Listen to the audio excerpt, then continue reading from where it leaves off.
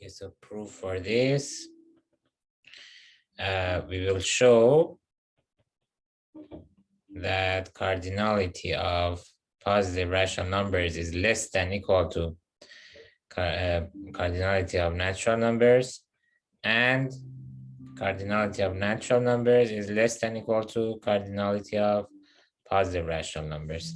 These two together would imply that cardinality of positive rational numbers and natural numbers are equal. Why? Do you remember from last lecture? We saw this. It was called Schroeder-Bernstein theorem. And it was saying that if you have two sets, A and B, cardinality A is less than or equal to cardinality B, and cardinality B is less than or equal to cardinality A, then cardinality of A and B must be equal, right? So then Schroeder-Bernstein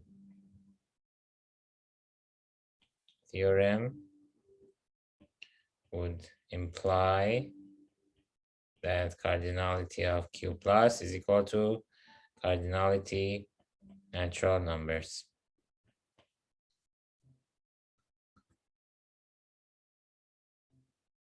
Okay, so it's only left to show these two. So let me call this one 1 and this one 2.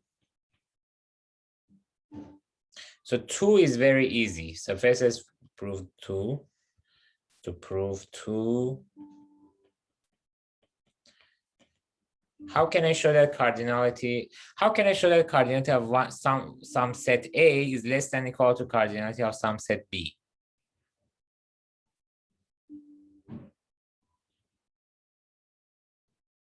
Do you remember from the definition? When can we say that cardinality of one set is less than or equal to cardinality of another set? If we can find or construct a one-to-one function from the first set to the second set. So if you don't remember this, please go back to the last time lectures. If I can construct a one-to-one function from first set to the second set, then I can say that the first set cardinality is less than or equal to second set cardinality. So we need to construct a one-to-one function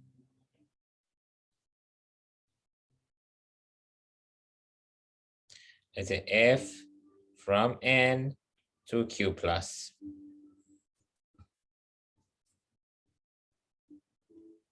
If we show this, then according to the definition, we can say that cardinality n is less than or equal to cardinality q plus. And constructing a one-to-one function from n to q plus is extremely easy. What one-to-one function would you consider? So consider f from n to q plus, f of x equals x. Again, the identity function. Identity function, of course, is one-to-one, because f of a equals f of b, of course, implies a equals b, because f of x is equal to x.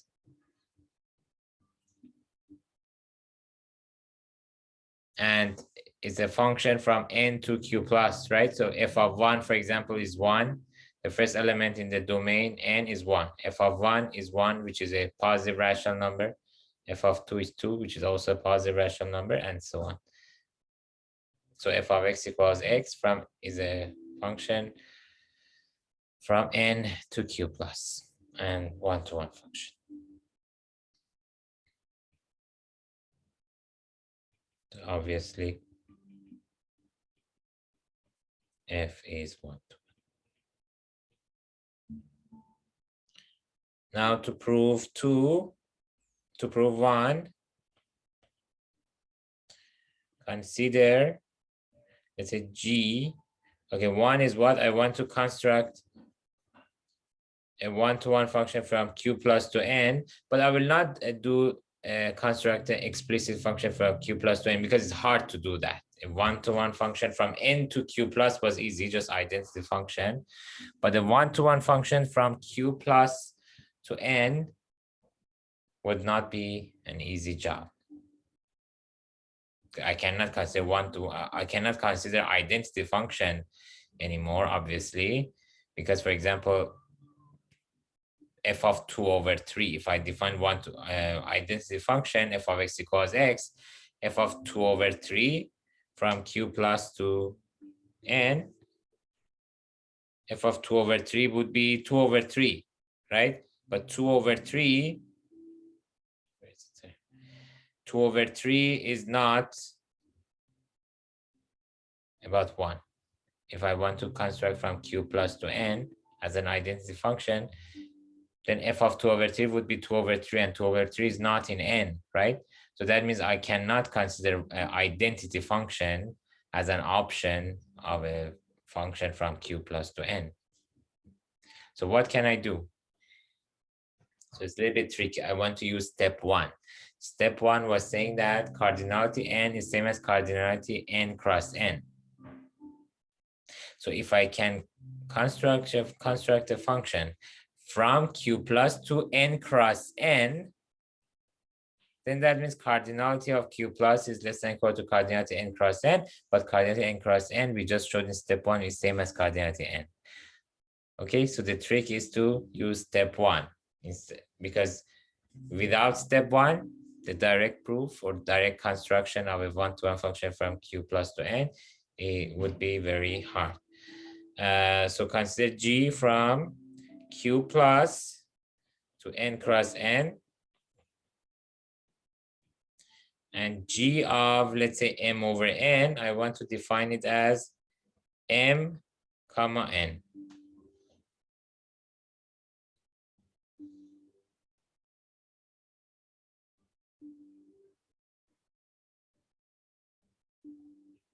Okay, so every rational number is of the form m over n, and I'm defining that as m comma n. So let me say where m over n is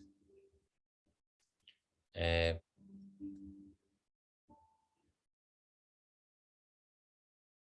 unique representation of a rational number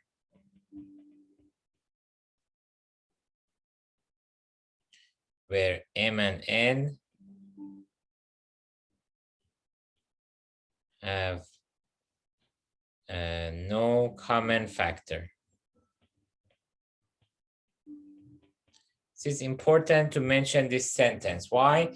Because, for example, let's say if I don't mention this, then I can write each rational number in many different ways, right? For example, 1 over 2 is same as 2 over 4, and this is same as 4 over 8, and so on. So if I work with this one, g of m over n, I define as m comma n. Then g of 1 over 2 would be 1 comma 2. If I work with this one, g of 1 over 2 would be 2 comma 4. If I work with this one, g of 1 over 2 would be 4 comma 8. So I will not have a function anymore, because for one input, 1 over 2, I will have multiple outputs.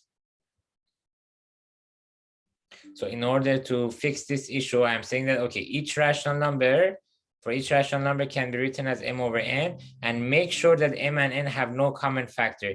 If they do, first simplify, right? For example, if you add 2 over 4, first simplify, get 1 over 2, then apply g to 1 over 2, and then g of 1 over 2 would be 1 comma 2.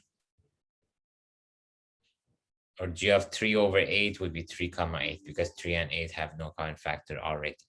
But g of, for example, I don't know, 4 over 16 would not be 4 comma 16, because 4 over 16 can be simplified. If it can be simplified, first simplify it. 4 over 16 is same as 1 over 4, and g of 1 over 4, then you can define as 1 comma 4.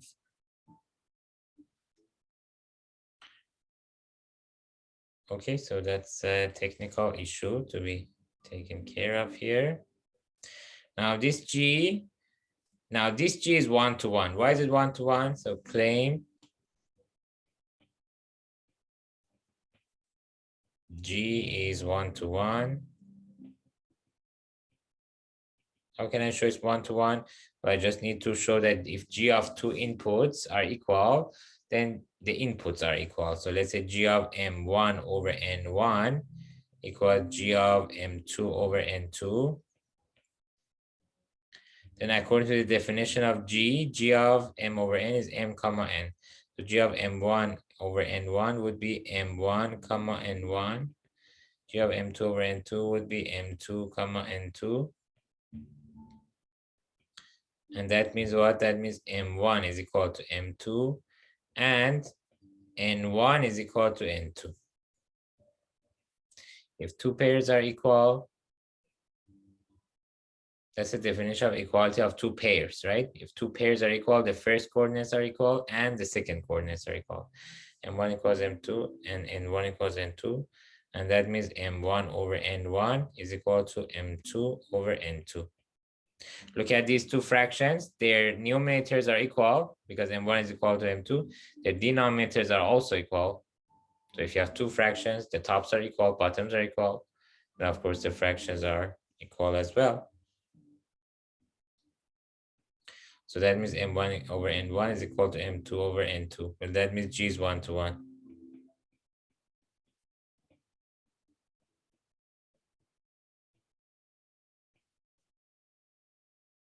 Right? I started with G of one input equals G of another input, and I showed that the first input must be equal to second input. Like G of A equals G of B, that implies A equals B. That means the function is 1 to 1. Now G is 1 to 1 means what? Hence, cardinality of Q plus is less than equal to cardinality of N cross N. I define the constructed a one-to-one function from Q plus to N cross N. That means the cardinality of first set is less than equal to cardinality of second set according to the definition. By definition of cardinality A less than equal to cardinality B. Now, by step one, I know that cardinality N cross N is equal to cardinality N. So that means cardinality Q plus is less than equal to cardinality N. And that's exactly what I wanted to show, right? I was proving 1. And what was 1? 1 was cardinality Q plus less than equal to cardinality N. There you are. I showed this. We also showed that cardinality N less than equal to cardinality Q plus. And that means cardinality Q plus is same as cardinality N. So this was maybe the main step. Now step 3.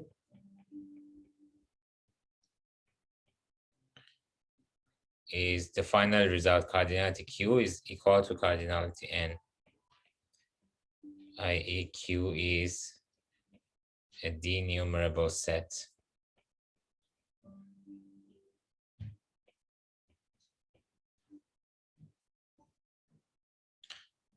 Okay, now proof of this. First, we will show that the set of negative rational numbers, so this means x such that x is less than 0 and x belongs to Q, is denumerable.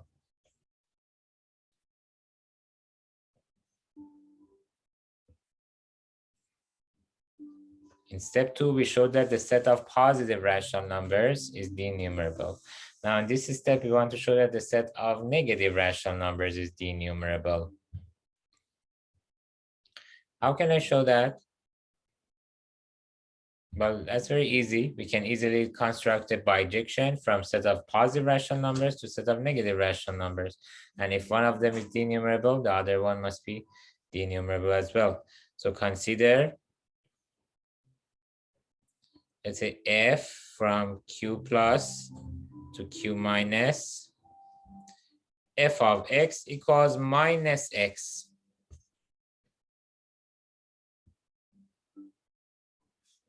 F of x equals minus x. Okay, what type of function is this f? This f is obviously a bijection. So check It's very easy to check that f is bijection. 1-to-1 is very easy. F of a equals f of b means minus a equals minus b, and therefore a is equal to b. And is also onto, because every negative rational number is minus some positive rational number, can be written as minus of a positive rational number. Well, you just need to consider that positive rational number. Let's say if every negative rational number could be written as minus b, for example. Therefore, you just consider b itself. F of b is minus b. That means every element in codomain is in the range of the function. Therefore, f is onto. So I just told you how to check f is bijection, but please write the details. So what does that mean? F is a bijection from q plus to q minus. That means cardinality of q plus is equal to cardinality of q minus. The meaning of equality of cardinality of two sets. If you can find the bijection from one set to another, that means cardinality of those two sets are equal. And cardinality of q plus, we know it's same as cardinality n by step 2, right? And therefore this means cardinality q minus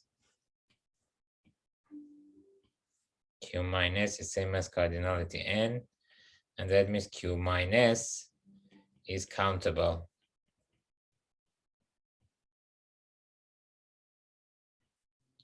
Therefore, q equals q plus union q minus union 0 is also countable.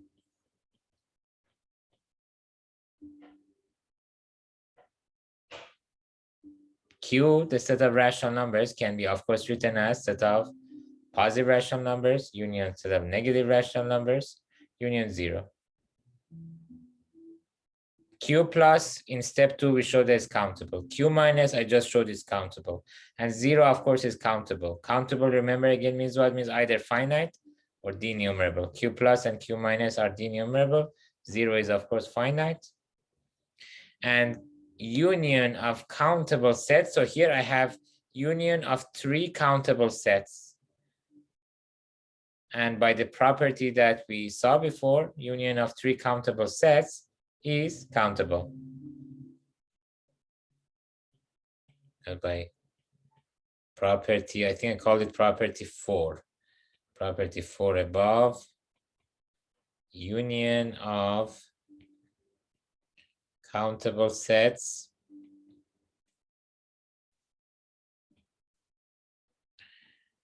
union of, let's say, 2 countable sets is countable. This can be easily, this can be generalized. This can be generalized to union of 3 countable sets.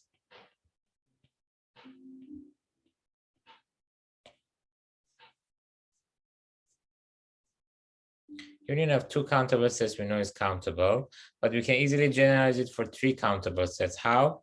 Well, see, if you have 3 countable sets, let's say A union B union C, and you know that A, B, and C are countable. But by the property 4, we know that A union B is countable. You can call it D. And if D is countable, D union C will be countable, right? Therefore, this whole package will be countable as well. Once you know union of 2 countable sets is countable, you can easily generalize it to 3 countable sets. Again, how? You just need to consider A union B as one set, call it D. D is countable by the property 4. Then you have D union C. Again, you have 2 countable sets. Again, it's countable. Similarly, you can generalize it to 4 countable sets or 5 countable sets or n countable sets.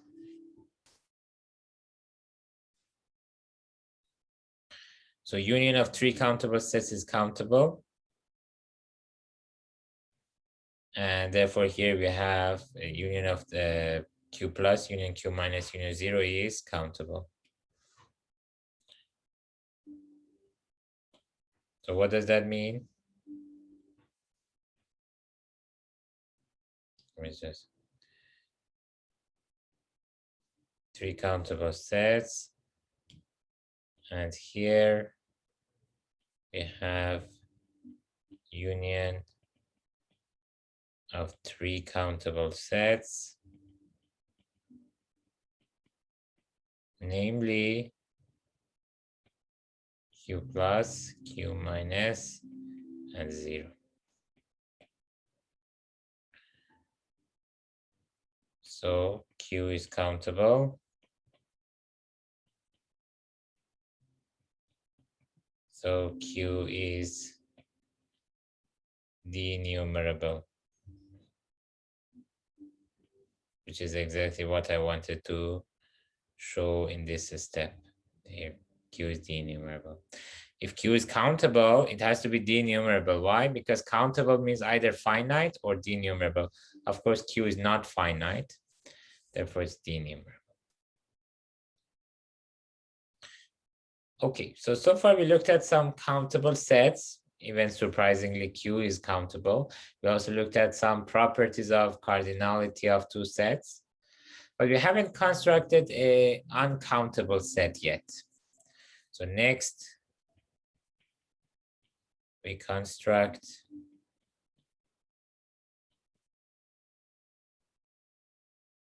an uncountable set.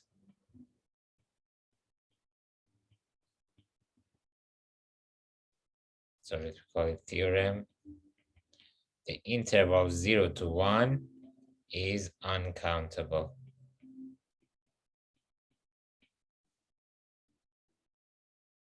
So we want to show that the interval 0 to 1 is uncountable. So the set of all rational numbers is countable, but the set of an interval, even if the interval is small, 0 to 1 is uncountable. How can I show that this is uncountable? So proof. Proof is by contradiction. In proof by contradiction, do you remember what we do? We have to assume what we want to show is wrong, right? So suppose that this interval 0 to 1 is countable.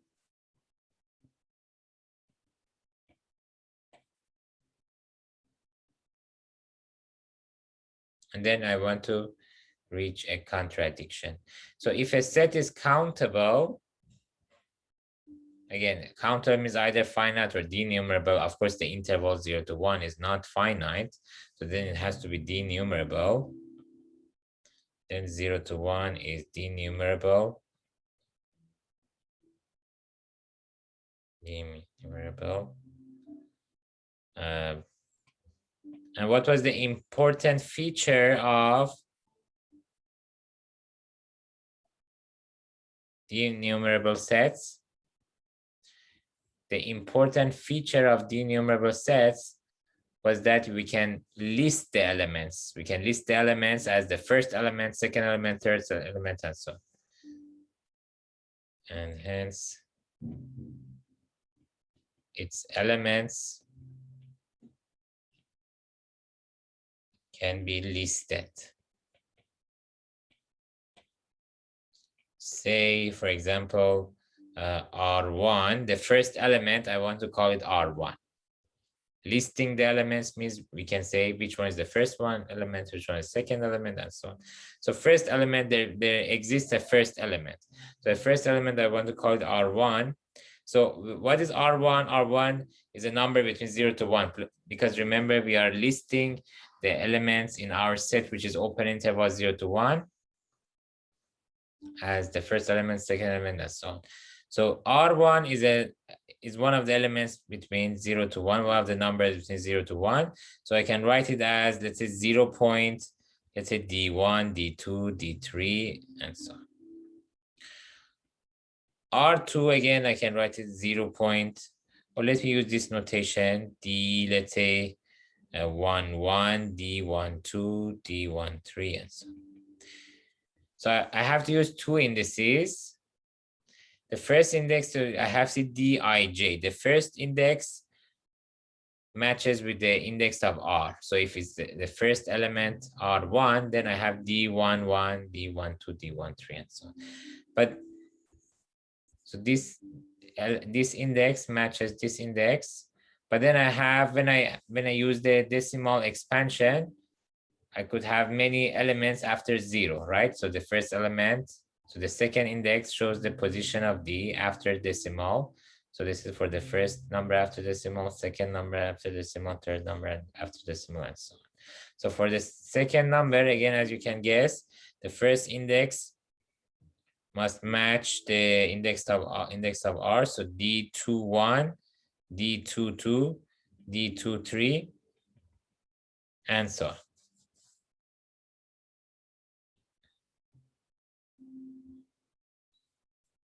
That's the first index matches this again. First index again matches this, and so on. Second index again shows the position of the number after decimal. And so on. So you can say again R3 equals 0.D31, D32, D33, and so on. Okay.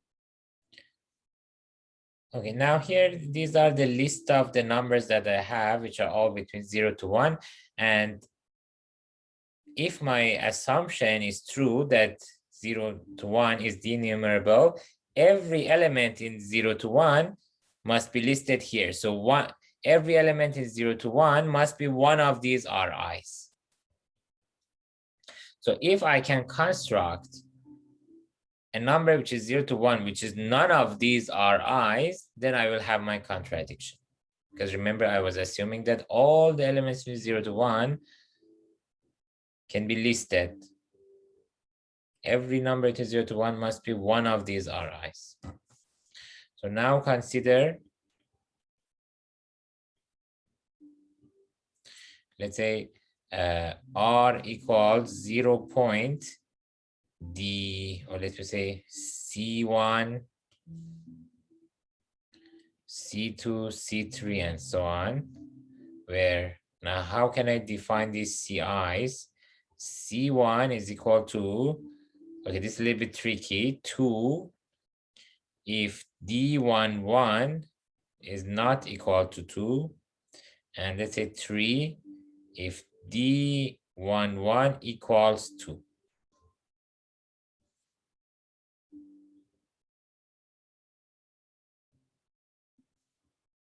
Similarly, C2, again, is 2 if D22 not equal to 2 is 3 if D22 equals 3. Similarly, C3 equals 2 if D33 is not equal to 2 is 3 if D33 equals 2, and so on. So my claim is R is not equal to Ri for every I in N. So I have constructed a number R which belongs to 0 to 1, by the way. Why? Because it's 0 point something. 0 point. So first of all, 0 point, the first number after decimal is C1, and then C1 is either 2 or 3. That's the first number after decimal. Second number after decimal, again, is a number which is either 2 or 3. Third number after decimal is again either 2 or 3, and so on. So I have a number R where every number after decimal is either 2 or 3. Well, that means I have a number, of course, between 0 to 1. That's the first thing. And my claim is that this number is not any of these Ri's. If I show this, then that's my contradiction. Because I was assuming that every number in 0 to 1 is listed as one of these Ri's. So how can I show that R is not equal to Ri for every I? So to prove the claim, First, I want to show that R is not equal to R1. Why? What is R1? 0.D11, D12, D13, and so on. So I want to look at the D11. Now, if D11, let me give you an example. Let's say R1 equals, this is 0. For example, 5, 7, 8, 9. Now, this is my D11.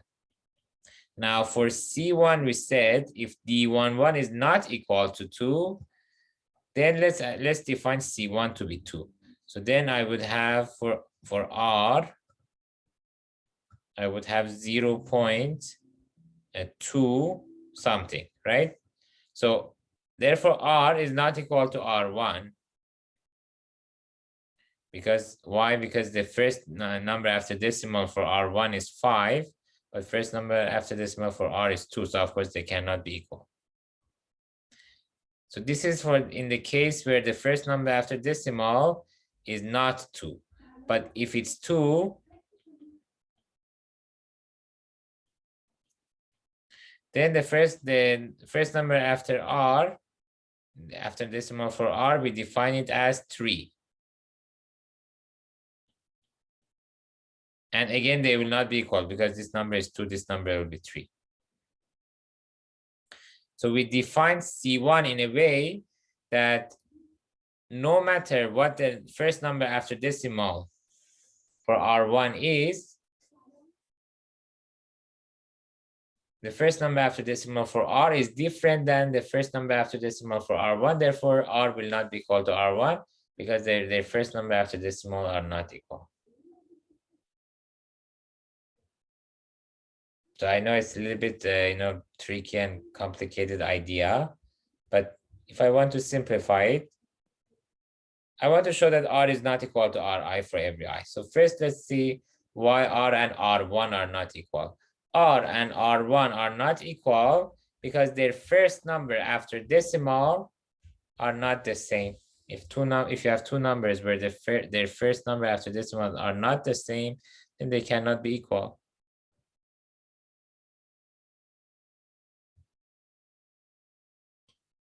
Because the first number after decimal for R and R1 are different. Why? Because if D11 is equal to 2, then C1 is not equal to 2 because C1 is equal to 3, right? If D11 equals 2, if D11 equals 2, C1 is 3, therefore it's not 2. And if D11 not equal to 2, then C1 equals 2. So regardless what D11 is, C1 and D11 are not the same. C1 is the first number after decimal for R. D11 is the first number after decimal for R1.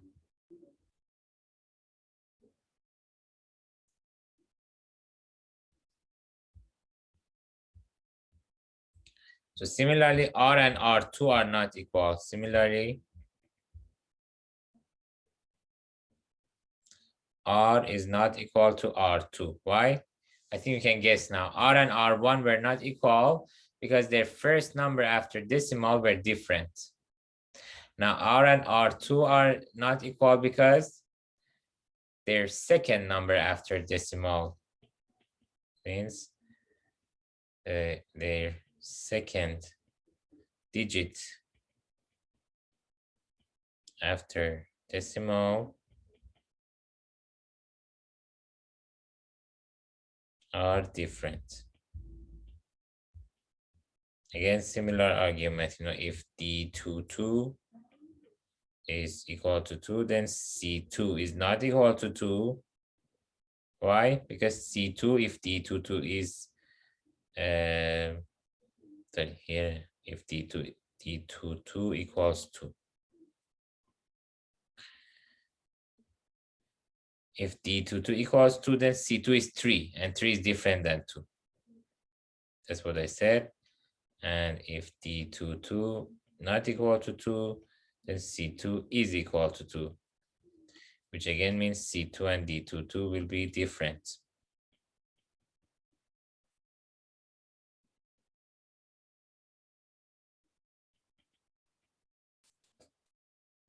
So continuing this process,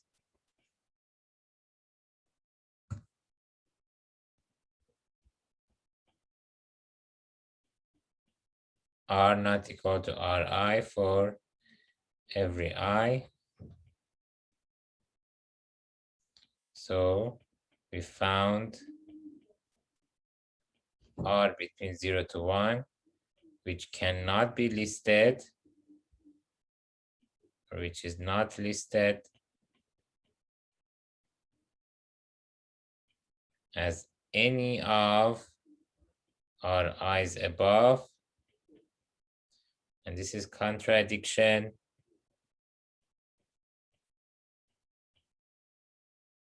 with our assumption. Our assumption was that every number between 0 to 1 is listed as one of these Ri's. But we found the number R, which is not any of these Ri's, and that is our contradiction. Okay, this argument or this proof was given by Cantor, who's a famous mathematician, and this argument is called Cantor diagonalization argument. So this method, this proof is called, or the method used, let's say this proof was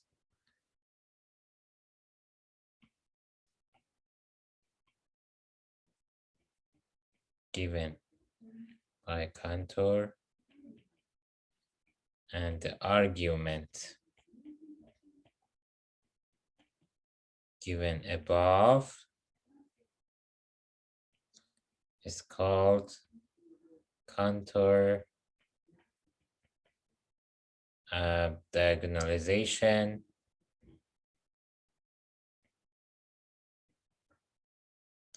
argument.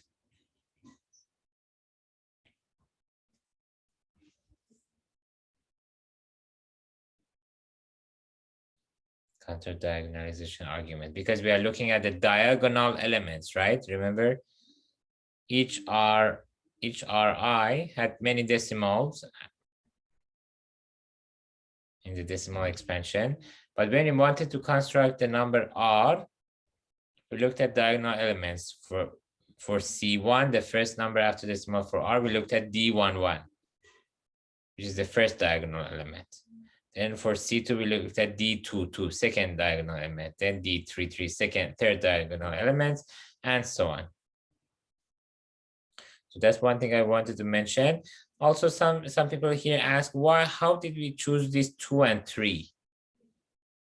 Well, the choice of 2 and 3 were arbitrary here. You could use any number 4 and 5, for example, or 4 and 7, 6 and 8, any two numbers. So the argument was, based on the fact that, okay, we have two possibilities for CI.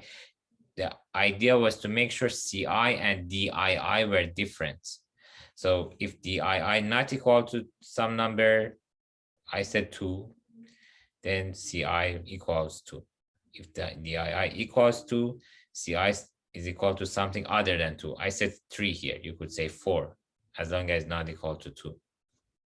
And even this 2 here, as I said, is arbitrary. We could say D11, if D11 not equal to 4, then C1 equals 4.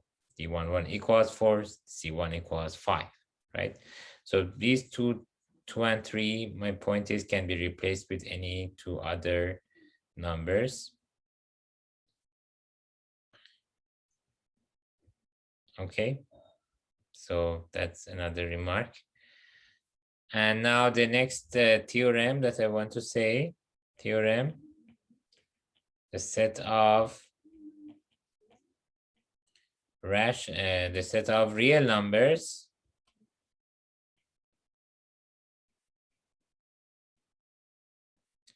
R is also uncountable.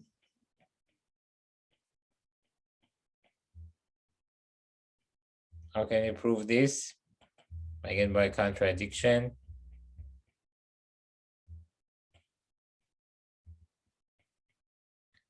Suppose that R is countable.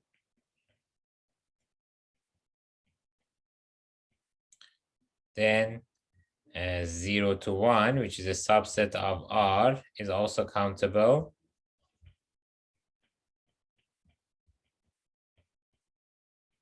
Why is that? So this is, I think, one of the book exercises I included, I think, in the homework as well, that a subset of a countable set is always countable.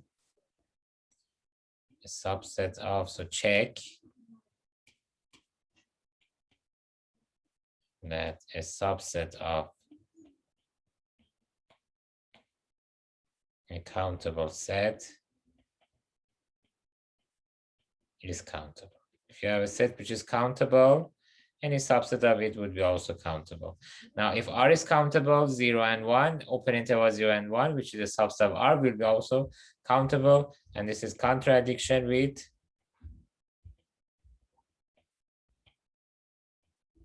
theorem above. Because in the previous theorem, we showed that the open interval 0 to 1 is uncountable. So if open interval 0 to 1 is uncountable, the set of real numbers will be also uncountable. Okay, so real numbers and open interval 0 to 1, 0 and 1 are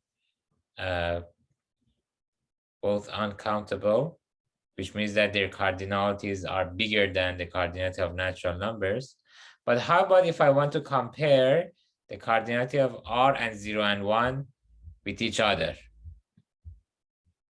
I know that cardinality of R is bigger than cardinality of N, cardinality of 0 to 1 is bigger than cardinality of N. But what about R and 0 and 1 comparing with each other? Do you think R has bigger cardinality as 0 to 1? Or do you think the cardinalities are the same?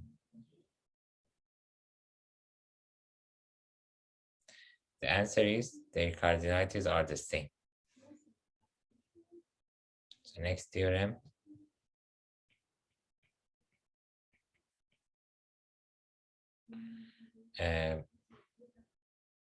Cardinality of R is equal to cardinality of, let's say, A and B, not only 0 and 1, any interval A and B.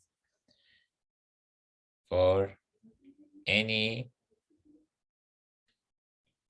interval of the form A and B with A less than B. How can I prove this proof? So I want to prove this in 2 steps. Step 1, cardinality of R is equal to cardinality of minus pi over 2 to pi over 2.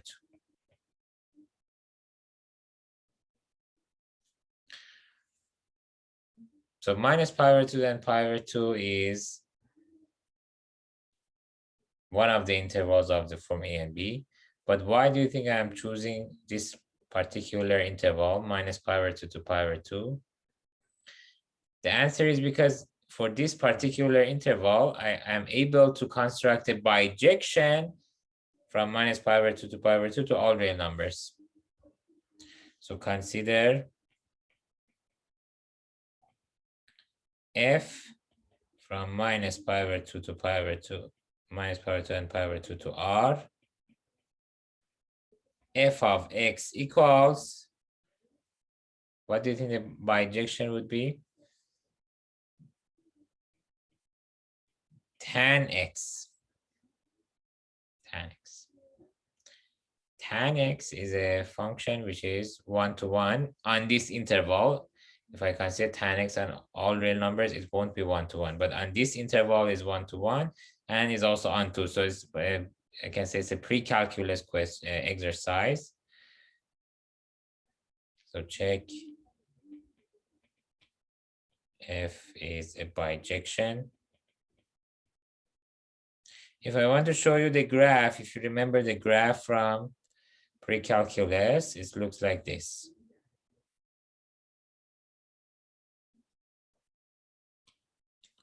You can draw it better.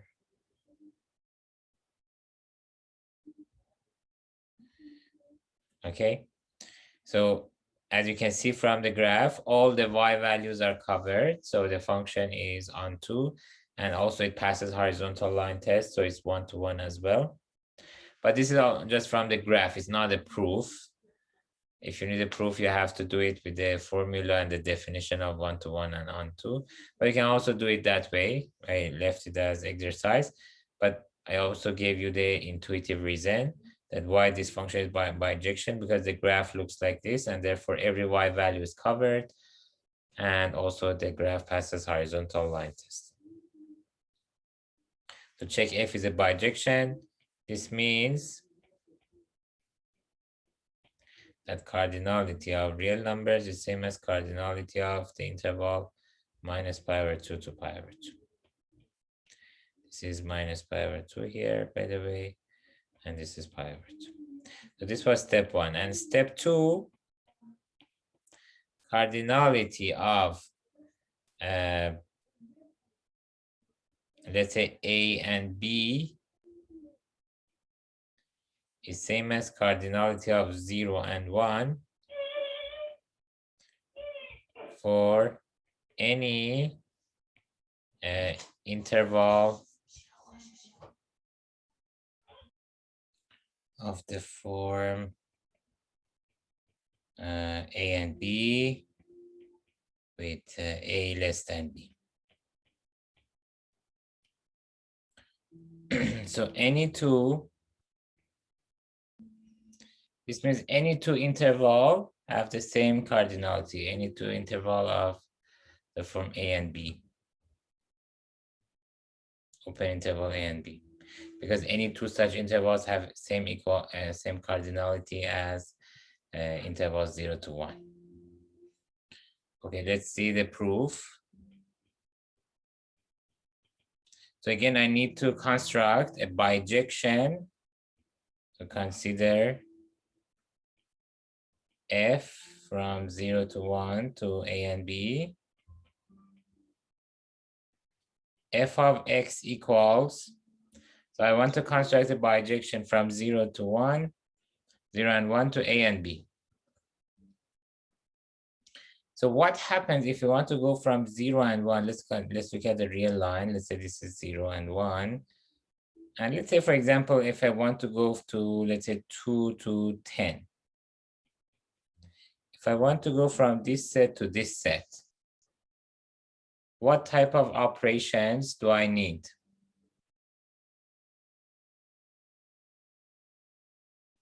So first of all, I need two types of operations, a shift and a scale. So the length of this interval is 1. The length of this interval is 8. So first of all, I have to multiply everything by 8. But if I just multiply by 8, 0 to 1 goes to 0 to 8, not 2 to 10. But once I have the right length, once I go from 0 to 1 to 0 to 8, right? So first I go to 0 to 8 by scale. And then I can go from 0 to 8 to 2 to 10, and I just need a shift. I just need to shift everything by 2. Right? So having this in mind, if I want to go from 0 to 1 to A and B, first of all, I have to multiply everything by the length of new interval, which is B minus A. And then shift it by a in order to go to a and b. So if I want to draw the right picture for this new scenario, see, we go from 0 to 1, 0 and 1, we scale it, and then we go to 0 to b minus a, and then if I add a to everything, then I go to a to b.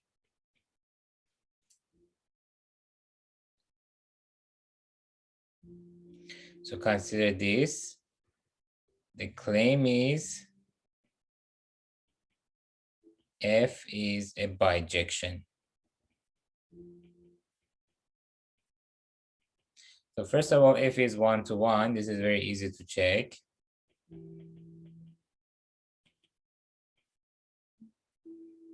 Because if you have f of a equals f of b, or a and b are used here. Let me use different letters. Let's say f of x1 equals f of x2. Then that means that b minus a times x1 plus a equals b minus a times x2 plus a. That means b minus a times x1 equals b minus a times x2. And that means x1 equals x2. So this one was easy. And f is on 2. Why is f on 2? So I need to take an element in codomain. So take, let's say t belongs to a and b. And I want to show that this t, which is in codomain a and b, is f of some number in the domain which is 0 and 1. How can I find that number? Well, I want t to be f of some x, right? But let's solve for t equals f of x, and let's see what happens. So solve for t equals f of x. Then I'll get t equals b minus a times x plus a. So if I take a to that side, I'll get t minus a equals b minus a times x. And that gives me x equals t minus a divided by b minus a, which belongs to 0 and 1. I have to check that this x here that I find belongs to the domain. So if I can show that t in the codomain, any arbitrary t in the codomain is f of some element in the domain, then that means t is in the range, and therefore the function will be on 2. But if t is equal to f of something which is not in domain, then that's not useful for me. But this number here, t minus a over b minus a, is between 0 to 1. Why? Because t, where is t? T is between a to b. Look at here, I chose t between a to b. So t is between a to b. So that means t minus a is between 0 to b minus a. And therefore, t minus a over b minus a is between 0 to 1. Which is exactly what I needed. So that means t is equal to f of t minus a over b minus a, and therefore t belongs to range of f, and that means f is on 2. I took an arbitrary element in codomain and showed that that element is in range of the function. Therefore, my function is on 2. Okay, so we showed that intervals 0 to 1 and interval a to b have the same cardinality. And what did I want to show originally? That cardinality R is equal to cardinality a and b for any interval a and b. So step 1, I showed that cardinality R equals cardinality minus pi over 2 to pi over 2. And then I showed that cardinality a and b and 0 and 1 are all the same. So if I combine these, what can I conclude? So combining step 1 and step 2, So cardinality R equals cardinality minus pi over 2 to pi over 2. This was step 1, right? But step 2 was saying that cardinality A and B for any A and B is same as cardinality 0 and 1. So this is same as cardinality 0 and 1 by step 2. And cardinality 0 and 1 again by step 2 is same as cardinality A and B for any A and B. So again, this one by step 2. Right? This is what step 2 was saying. Cardinality 0 and 1 and cardinality A and B are the same. So that means cardinality R equals cardinality A and B for any interval of the form A and B.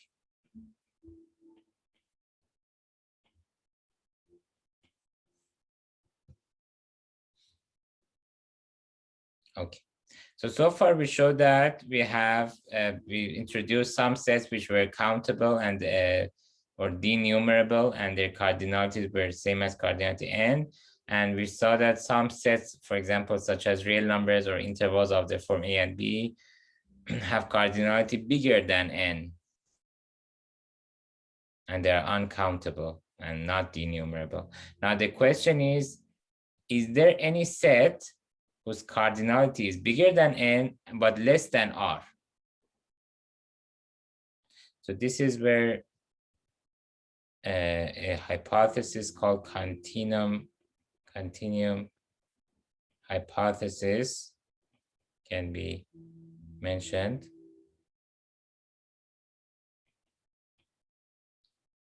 See, we have shown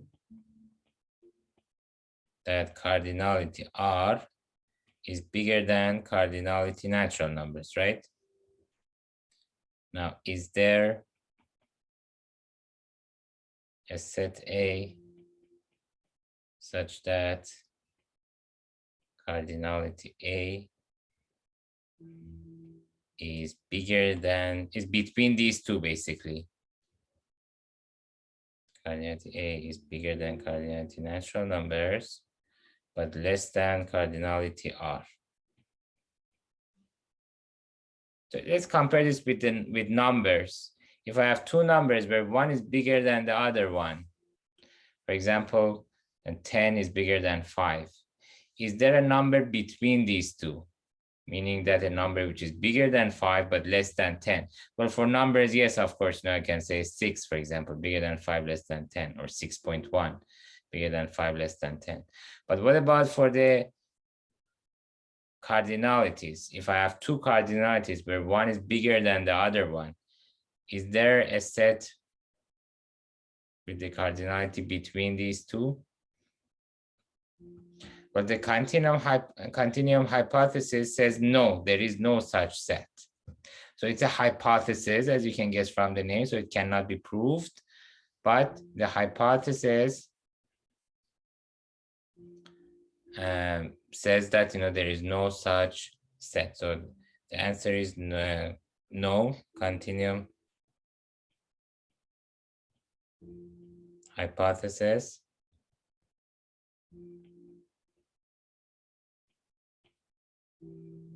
states that there is no such set A.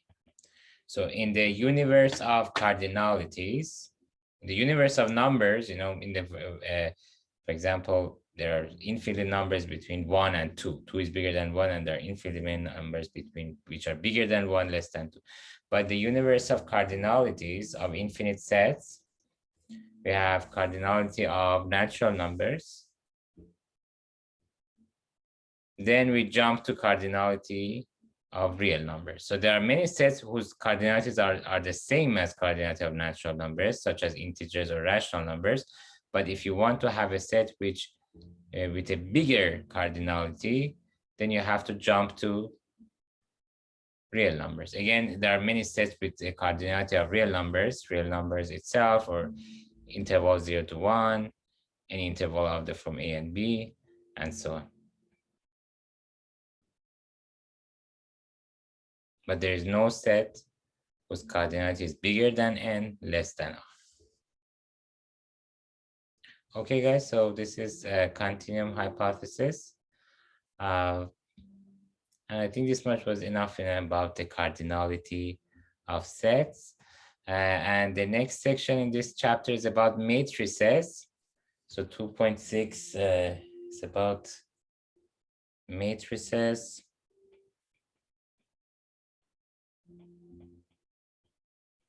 And we want to skip this because it will be covered in Math 252, linear algebra.